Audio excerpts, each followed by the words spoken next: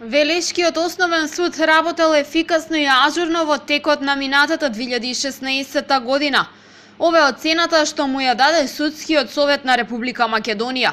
Судот во Велес лани успеал да одработи по однос на приливот на новопримени предмети. Покрај тоа се намалила и бројката на заостанати предмети. Така, според податоците на Судскиот совет, судот 2016 година ја започнал со вкупно 2493 нерешени предмети од претходната година. Во текот на годината пак примени биле 15.483 предмети, така што вкупно во работа имало 17.970 предмети. Од оваа бројка решени се 15.721 предмет.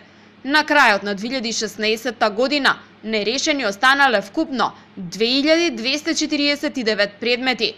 Ова се податоците содржани во годишниот извештај за работа на Судскиот совет на Република Македонија за 2016 година. Истиот е усвоен и објавен на ден 3 јули годинава.